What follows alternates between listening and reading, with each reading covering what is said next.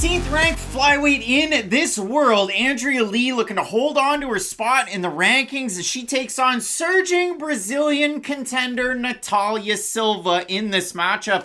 And for Silva coming into the UFC, Jungle Fights champ in her native Brazil, she had a really long layoff between 2019 and her fight with Jasmine Jasudavicius because she had broken her arm. She refines her skills. She trains out of a big-time gym in Team Borracha. She has, well, I mean, if you didn't think about it, Paulo Costa's brother in her corner. And when you watch Natalia Silva fight, from that time until this time, she is much improved. The takedown defense is on point, and she has been mixing it up with her strikes. She beats Jasmine Jasudavicius, beats Teresa Bleda in a performance bonus, beats Victoria Leonardo her last time out, and that fight wasn't even close. So now Silva gets to move it forward, and it's hard to remember for Andrea Lee because now all of a sudden, she's 5-5 in the UFC. She reached as high as 6 in the world, and she's been favored highly to win fights that she's lost in the UFC. But for Lee, she was the legacy champ, she was the LFA champ at flyweight, and everybody since Andrea Lee who's become an LFA flyweight champ has become a UFC fighter. We talk about Gabi Fernandez, we talk about Sabina Mazow and Jamie Lynn Horth as well.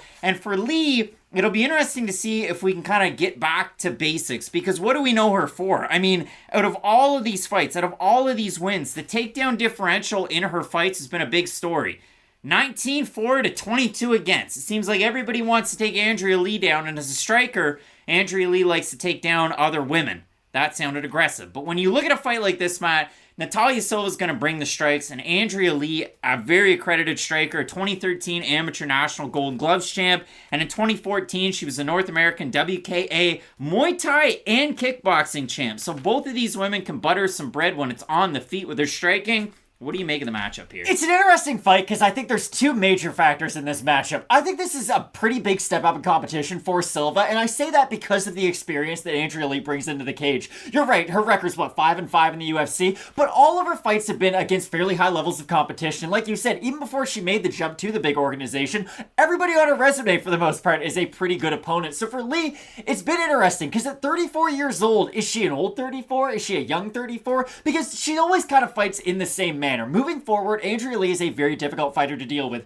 If she is able to stuff your takedown defense, she has, I wouldn't say overpowering shots in the feet, but they are damaging enough to where they can bust up her opponent's face and do enough to go out there and win rounds, especially with her boxing. I know she will throw kicks, but her hands are quite effective and they are fairly accurate too. But Lee, as much as anybody on this card, is a very different fighter moving forward than when she's moving backwards, because sometimes she'll try to wait and time up that big power shot on the back foot, and it does leave openings for her opponents to not only go for takedown attempts, but also bully her up against the cage. And that's a position that we have seen Lee in the majority of her fights, win, lose, or draw. It's a lot of that clinch work up against the cage, and it's exhausting work for her and her opponent. And I'll liken Lee a little bit to like an Austin Hubbard, right? Austin Hubbard's somebody who's going to go out there and try to win that third round, and we'll kind of see what happens the first 10 minutes. Lee, for the most part, does have that good sustainability to her game to where she's not going to fall off a cliff and become some completely different fighter. But I will say this, her last matchup against Macy Barber, we did see a bit of a different version of her. She did go for a lot more takedowns and secure a lot more takedowns than I ever assumed that she would have. Now, it was a very close fight, split decision. I rarely go on MMA decisions, but I was like, I'm curious to see what other people had it as. It was basically split down the middle as like 29-28 Macy Barber or 30-27 Andrea Lee. And I gotta be honest, after rewatching that fight, I can't really disagree with either one of those scorecards. Like, all the rounds were quite close, but for Lee, we did see her shoot for a lot of offensive takedowns in that matchup, and I think we're gonna see a very similar game plan from her in this one, because I think at kicking range, she is gonna struggle with Silva just with the power and the pop that Silva has on the end of her shots. But if Andrea Lee can make this more of an experienced fight and use her veteran savvy, I could see her really making this a difficult fight for Silva. But I will say this, if you beat Andrea Lee, it's kind of like beating Jim Miller, right? Like, good things normally happen to you afterwards. So Silva's going to go from fighting like the Victoria Leonardos of the world to, hey, if you beat Andrea Lee, it's not going to be an easy fight from this point on, and you're really going to establish yourself as a top contender in this division. And I mean, listen, the only one that's beaten Jim Miller in the last, 5 years that hasn't had that big push is probably Joe Selecki. So if you look at a fight like this, Natalia Silva, does she have an advantage in the striking? It's hard to say. I mean, Andrea Lee, as accredited as I just said, she's a black belt in Kyokushin karate. She's also a crew in Muay Thai in her own right. We'll see if those takedowns work for her, because Silva was able to kind of counteract it against Jasmine Jasudavicius, the silver medalist in Canadian freestyle wrestling.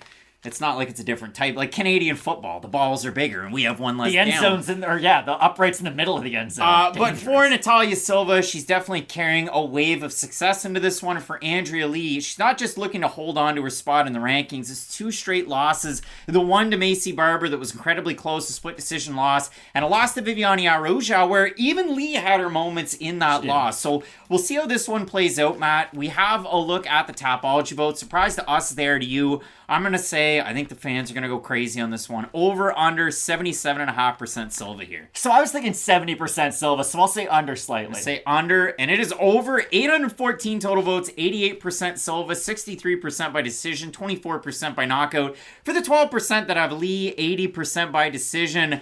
I think this is going to be a closer fight than the other 3 that Silva's had in the UFC. And I don't think that's the wildest thing to say because, of course, now she's moving herself into the rankings with this one. But Silva, what I like out of her is switching stances on the outside, mixing some of the hooks with the straight shots. And I do like Silva's kicks in a fight like this, especially her kicks to the body. But if you're somebody that's maybe, and I don't like to use this word, but maybe sleeping on Andrea Lee, what you like out of Lee is her clinch is deadly, and the fact that she can also mix it up on the ground is a big bonus, and she's shown that she's got a gas tank for 5 rounds, let alone for 3. So don't necessarily want to sleep on Andrea Lee in this fight, but I do have Natalia Silva here. I've also got Natalia Silva, but I think it's going to be really important to see when she starts to have success with her own strikes, because if she can hurt Lee, not saying drop her, but at least hit her with enough clean shots to force Lee to start to retreat and not move forward, then I do think Silva's going to have a much easier time than if she's just trying to react to what Andrea Lee's throwing at her on the front foot, because again, Lee moving forward is a difficult fighter to deal with. She has great variety with her shots, she moves her feet well herself, but I agree with you. I think Silva is not only the more heavy-handed striker, I like those kicks to the body too, and for that reason I pick Silva. Both of us going with Natalia Silva to get the win. Some big-time fights on this card, including the next one at middleweight, Andre Petroski taking on GM3, Gerald Meerschaert. You're not going to want to miss it. Keep it locked in with Fight Night Picks. We always say, let's get into it.